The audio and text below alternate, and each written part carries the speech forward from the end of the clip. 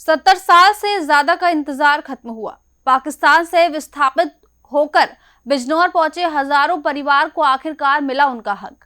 CM Yogi Adityanath ने बिजनौर में 1645 विस्थापित परिवारों और 50 पूर्व सैनिक परिवारों को भूमिधर प्रमाण पत्र सौंपकर मालिकाना हक दिया।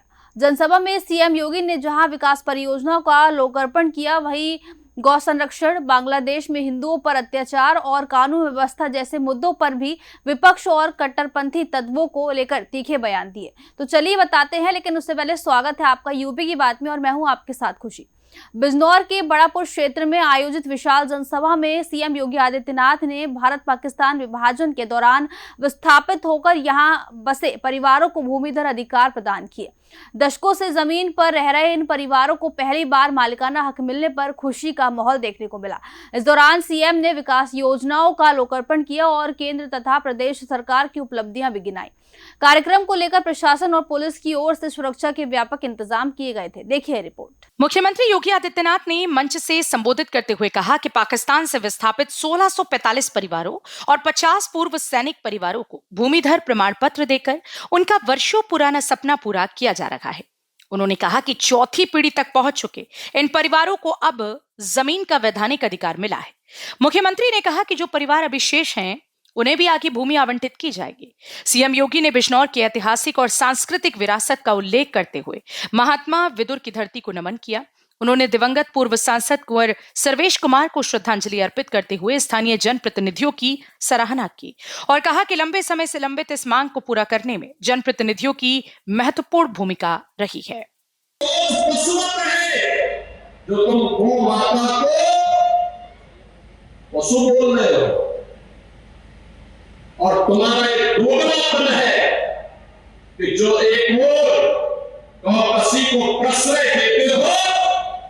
मैं देख रहा था करीब में तमाम उनके चेले चपाटे अपने सोशल मीडिया हैंडल पर बगैर ईद पर गौ माता का चित्र दिखा करके कह रहे थे कि बगैर ईद की बधाई दे रहे थे। लेकिन मैं उनको बोलना चाहता हूं, यूपी में गौ हत्या का मतलब जान रहे हो क्या होगा। जनसभा के दौरान मुख्यमंत्री ने गौ संरक्षण के मुद्दे पर भी अपनी बात रखी। उन्होंने कहा कि गौ माता भारतीय संस्कृति और आस्था का महत्वपूर्ण प्रतीक है तथा गौवध को किसी भी स्थिति में स्वीकार नहीं किया जाएगा। उन्होंने चेतावनी देते हुए कहा कि कानून का उल्लंघन करने वालों के खिलाफ सख्त कार्रवाई की जाएगी। मुख्यमंत्री ने बांग्लादेश में हिंदुओं पर हुए अत्याचार का जिक्र करते हुए विपक्षी दलों और कुछ धार्मिक नेताओं पर सवाल उठाए। उन्होंने कहा कि जब वहां हिंदुओं पर हमले हो रहे थे तब कई लोग मौन रहे। उन्होंने नागरिकता और विस्थापितों के पुनर्वास को लेकर केंद्र सरकार की नीतियों का भी समर्थन किया। बहुत अच्छा करेंगे, धन्यवाद आपके योगी जी का, मुख्यमंत्री का। बहुत हमें लाभ मिला है। इतनी देर से 70 सालों से हमें किसी ने पूछा नहीं।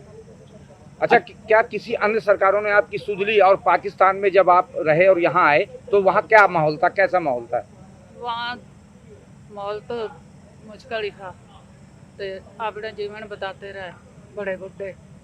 तो अब यहाँ आने के अब लाभ मिला हमें 70 सालों से बड़े बुढ़ों को। अच्छा, क्या वहाँ पाकिस्तान में जो हिंदू की बहन बेटियां हैं, माताएं थी, उनके साथ वहाँ वो अत्याचार करते थे पाकिस्तानी मुसलमान? हाँ जी, हाँ जी, हाँ जी। किस तरह का अत्याचार करते थे, थोड़ा बताओ। अत्याचार है, बेटी को बेटी नहीं समझना, माँ को माँ नहीं समझना, बहुत अत्याचार करा। कानून व्यवस्था पर बोलते हुए मुख्यमंत्री ने कहा कि प्रदेश में अपराध और अराजकता के लिए कोई जगह नहीं है।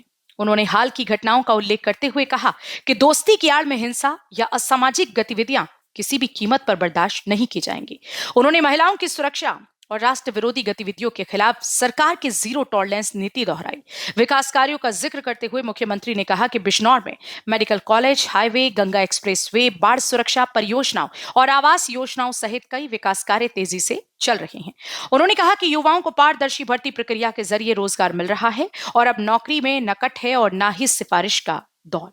फिलहाल दशकों से अपने अधिकारों का इंतजार कर रहे हजारों विस्थापित परिवारों के लिए ये दिन ऐतिहासिक बन गया। भूमिधर प्रमाण पत्र मिलने के साथ उन्हें न सिर्फ जमीन का मालिकाना हक मिला, बल्कि भविष्य की सुरक्षा और सम्मान का भरोसा भी मिला। वहीं सीएम योगी आदित्यनाथ ने विकास, कानून व्यवस्था और सांस्कृतिक मुद्दों पर अपनी सरकार की प्राथमिकताओं को भी स्पष्ट किया। फिलहाल के लिए खबर में इतना ही। देखते रहिए यूपी की बात।